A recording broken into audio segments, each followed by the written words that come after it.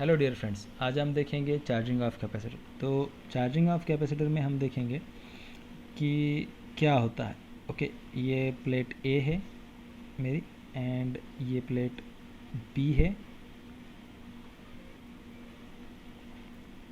Okay, इन plate इन plate ये जो capacitor है पैरेलल प्लेट कैपेसिटर है, तो इनके ऊपर कितना चार्ज है? अभी कुछ भी चार्ज नहीं है। तो ये एक न्यूट्रल प्लेट्स है।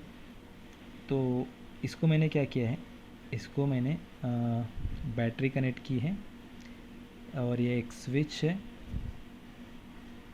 इस तरह मैंने सप्लाई किया। मैंने क्या किया है, ये जो बैटरी है ये इसको मैंने वी बोला है। बैटरी का पॉजिटिव टर्मिनल ए प्लेट को कनेक्ट है एंड नेगेटिव टर्मिनल यहाँ पर बी प्लेट को कनेक्ट है। ओके, बैटरी का नेगेटिव टर्मिनल बी प्लेट को कनेक्ट है। ओके, ये स्विच ऐसे। अब जैसे ही मैं इस स्विच को ऑन कर देता हूँ, ये बैटरी का पॉजिटिव टर्मिनल प्लेट ए को कनेक्ट है एंड बैटरी का नेगेटिव टर्मिनल प्लेट बी को कनेक्ट है। तो प्लेट ए से कुछ इलेक्ट्रॉन्स यहाँ से निकलेंगे due to this positive terminal. इस पॉजिटिव टर्मिनल की तरफ यहाँ से कुछ इलेक्ट्रॉन अट्रैक्ट होंगे। ओके, यहाँ से कुछ इलेक्ट्रॉन अट्रैक्ट होंगे, यहाँ पर आएंगे। यस, एंड यहाँ से इलेक्ट्रॉन्स रिपेल होना चालू हो जाएंगे एंड वो यहाँ पर जाके रुक जाएंगे। तो यहाँ से कुछ इलेक्ट्रॉन्स निकल गए हैं एंड वो यहाँ पर आ गए हैं। ओके, तो अब यहाँ से इस लोकेशन से इलेक्ट्रॉन अगर निकल रहे हैं तो यहाँ पर पॉजिटिव चार्ज बन जाएगा एंड यहाँ से निकल के इलेक्ट्रॉन यहाँ पर आ रहे हैं तो यहाँ पर एक निगेटिव चार्ज बन जाएगा। ओके, अब यहाँ पर पॉजिटिव चार्ज बन गया है, यहाँ पर निगेटिव चार्ज बन गया है, तो इलेक्ट्रिक फील्ड पॉजिटिव निगेटिव बन जाएगी। ओके, अब यहाँ पर एक इलेक्ट्रिक फील्ड बन गई है जो कि पॉजिटिव टू निगेटिव है। इन दोनों के बीच में कुछ डिस्टेंस है। ओके, ये प्लेट का डिस्टेंस डी है। तो हम पोटेंशियल फाइंड आउट कर सकते हैं। Potential V equals to E into D. Okay, yes, तो यहाँ पर क्या होगा, यहाँ पर कुछ पोटेंशियल डेवलप हुआ है। यस, समझ में आया, यहाँ पर क्या है, कुछ पोटेंशियल डेवलप हुआ है।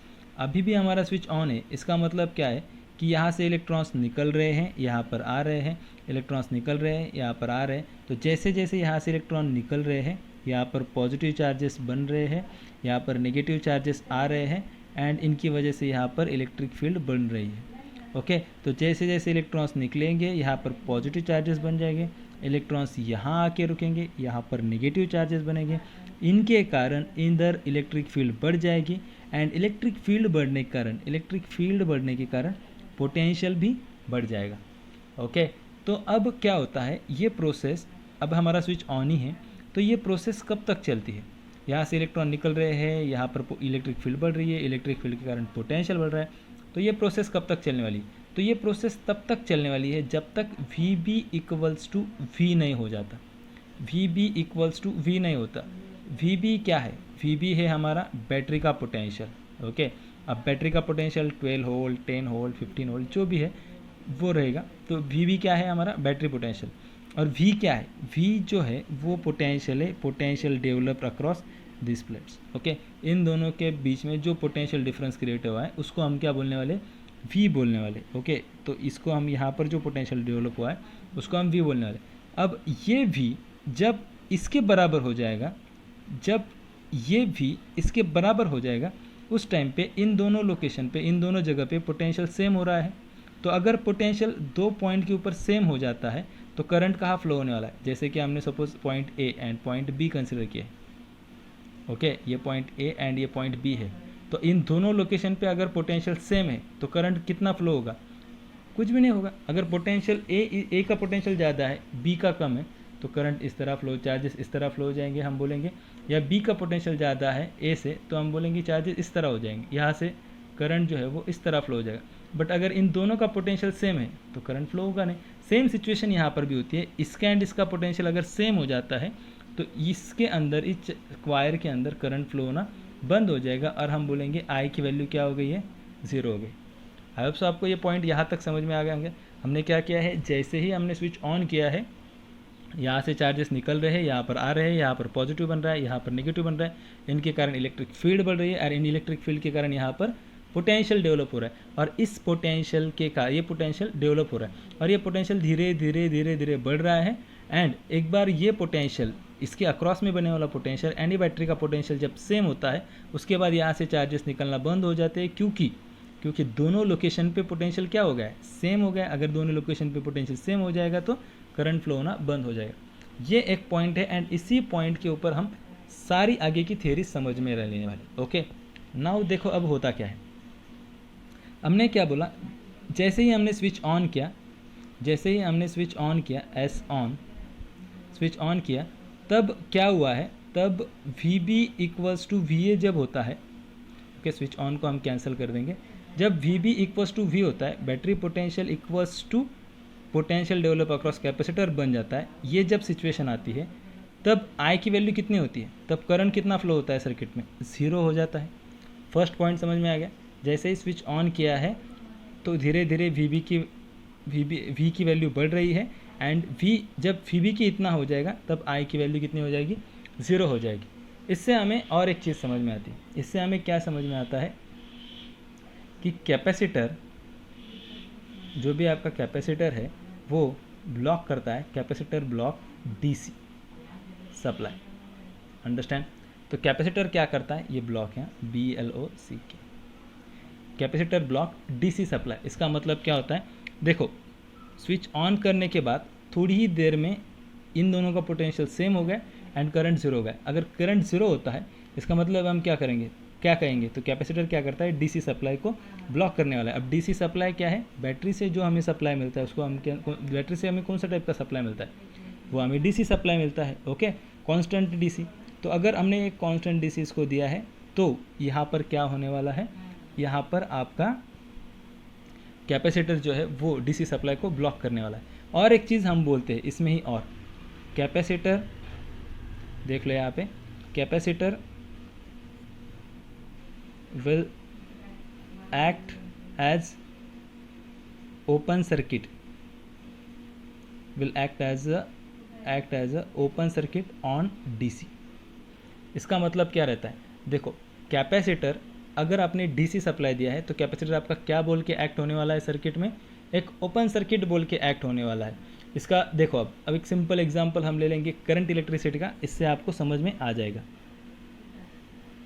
ये एक चार्ज है, एक रजिस्टर है, ये एक रजिस्टर है।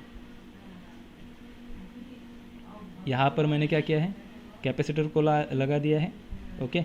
ये रेजिस्टेंस है 4 ओम का, ये है 6 ओम का, ये है 3 ओम का, ये कैपेसिटर C है एंड इसकी बैटरी 10 वोल्ट की, ओके। एंड आपको क्या पूछा गया है, आपको पूछा गया है find out current I3, I2 and I1।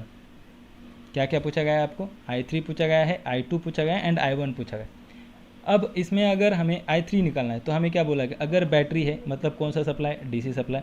अगर बैटरी है सर्किट में लगा है तो इस पूरे सर्किट में कौन सा सप्लाई जा रहा है, DC सप्लाई जा रहा है। तो DC सप्लाई पे कैपेसिटर क्या बोल के एक्ट होता है, ओपन सर्किट एक्ट। इसका मतलब एक्चुअल में क्या होता है कि यहाँ पर इसके अक्रॉस में, ये पूरे सिचुएशन के अक्रॉस में जितना पोटेंशियल आ रहा है, सेम पोटेंशियल यहाँ पर भी आ जाता है। तो ये क्या करता है, थोड़ी देर में ये कम्प्लीटली चार्ज हो जाता है। और जैसे ये चार्ज होता है तो ये क्या करता है, फिर चार्ज बढ़ने नहीं देता है, तो Q 0 हो जाता है, I 0 हो जाता है। तो अगर I 0 हो जाता है तो ये सर्किट हमारा कैसा बन जाएगा, तो ये सर्किट हमारा कुछ इस तरह बन जाएगा।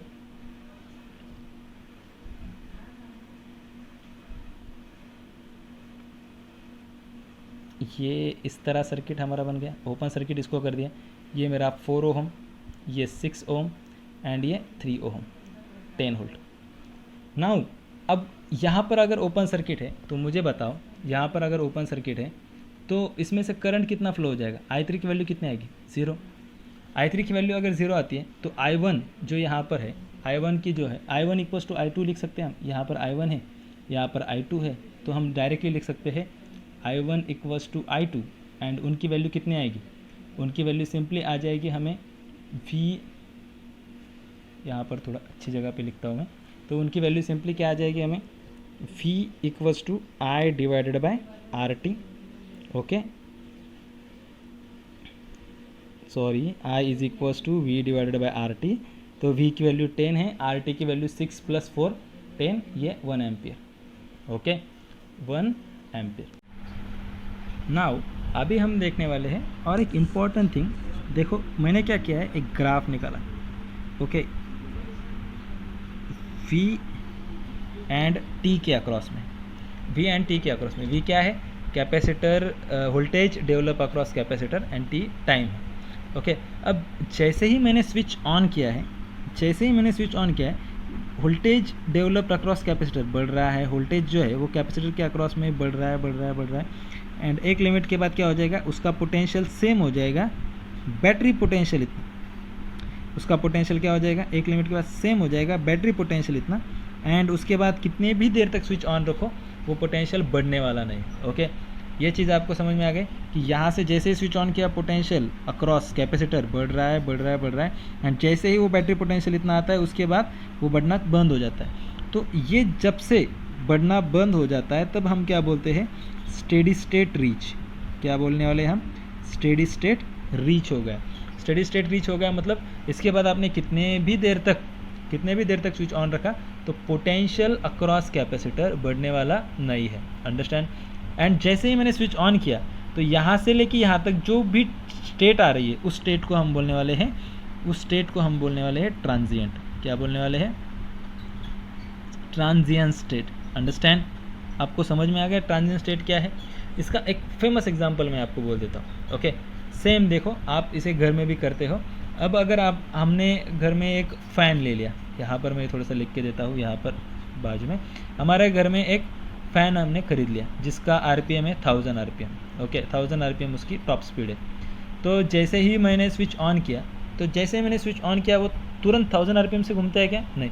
1000 आरपीएम आने के लिए कुछ टाइम लगता है, और उसके बाद 1 घंटा चालू रखो स्विच, 2 घंटे चालू रखो तो क्या उसके बाद 1 घंटा अगर मैंने स्विच चालू रखा तो क्या वो 2000 आरपीएम से घूमने वाला है क्या, नहीं। तो एक लिमिट के बाद वो सिर्फ 1000 आरपीएम तक ही घूमेगा, एंड एक मतलब जितने भी देर तक अगर चालू रखा तो सिर्फ 1000 आरपीएम तक वो ही जा सकता है, उसके बाद नहीं आएगा। तो जैसे वो 1000 आरपीएम पे जाता है तो वो उसके बाद 1000 आरपीएम ही रहता है।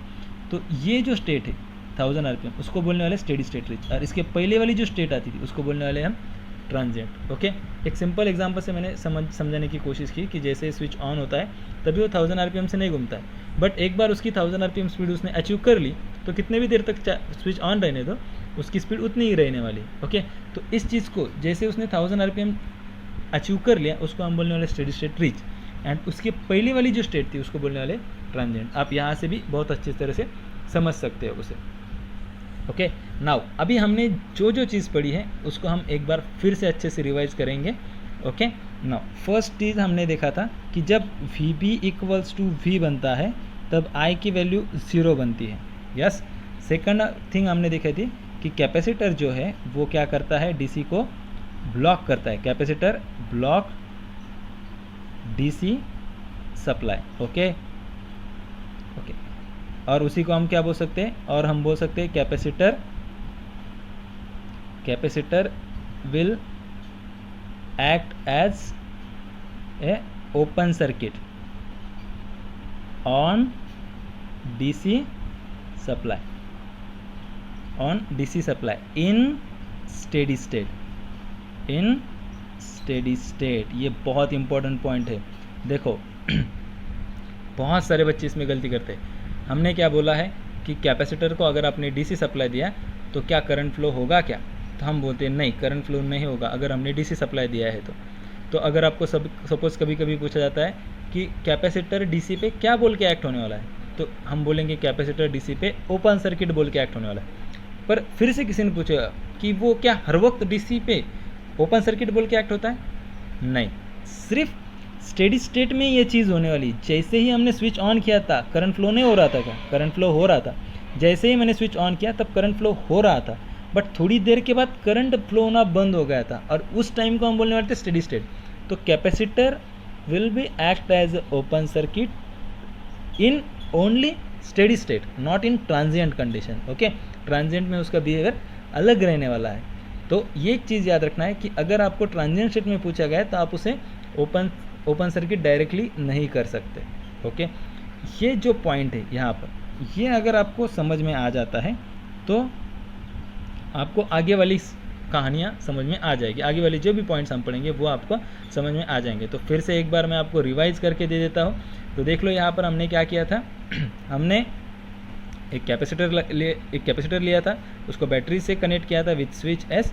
जैसे ही हमने स्विच ऑन किया था यहाँ पर पोटेंशियल चार्जेस आना चालू हो गए थे, चार्जेस के कारण इलेक्ट्रिक फील्ड आना चालू हो गई थी, इलेक्ट्रिक फील्ड के कारण यहाँ पर पोटेंशियल बढ़ रहा था। ये पोटेंशियल बढ़ रहा था, एक लिमिट के बाद ये पोटेंशियल एंड ये पोटेंशियल सेम होता है, तब करंट फ्लो होना बंद होता है, बिकॉज ऑफ दोनों पॉइंट के ऊपर पोटेंशियल सेम आ जाता है। अगर दोनों पॉइंट्स के ऊपर पोटेंशियल सेम आता है तो करंट फ्लो होना बंद होता है।